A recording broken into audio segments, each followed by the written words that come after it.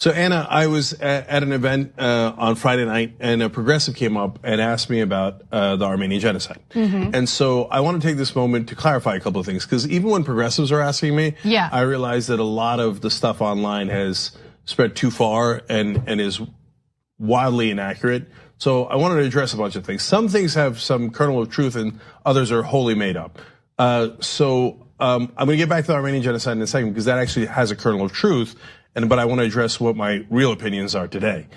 Now let's get to the Armenian Genocide. So, did I write things about that when I was younger? Yes. So that part is true.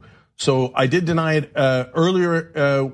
I wrote in a column when I was in college about that, and so obviously a long time ago. Well, what's my position? I think I've stated it clearly a number of times, but I'm going to state it one more time here. Okay, the Armenian Genocide happened. It existed, it's true, okay? I don't know how I could be any clearer than that. So I know that some Turkish folks grew up believing in things that were taught to them, whether it was in Turkey or through other means, and I know because I lived that, right? I'm a Turkish American, and I grew up believing the things that I was taught. Looking back on it, some of it is absolutely absurd. And there's Armenian Genocide is an incredibly serious issue. I'm only saying this in the context of other things that I was taught in Turkey are now, you look back, are comical. So I remember that we were taught when I was in third grade, but apparently we had some history between first and third grade there. And I remember we were taught that the Turks had never lost a war other than World War I, because that one was a little hard to deny. And then later, when I read stuff about how Turks had lost many different wars, I was confused at first, because when you get taught something when you're a kid, it is super hard to break, including religion, right? And so, of course, Turks have lost wars. That's preposterous, right? And I remember we used to chant when I was a kid, Turkey's the biggest, there's no other country that's big.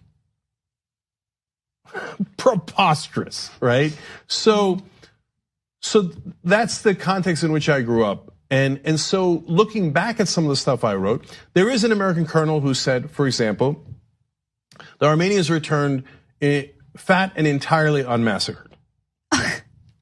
Preposterous. When I read it at the time, I didn't have the context of being an adult like I am now, and that lasted far too long, by the way, my ignorance on the topic. And I couldn't understand what I know now. If I had read that now, I'd go, wait a minute, does he have an ulterior motive? So I don't know about that particular colonel, but I would be really surprised if he wasn't going to try to get a contract with the Turkish government for something or other afterwards. Nobody returned unmassacred, let alone, all the other things that he said.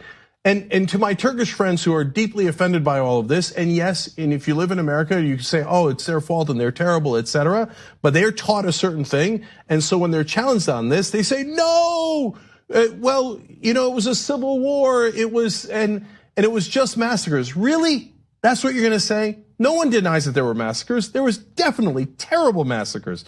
No one denies that the Armenians were driven out.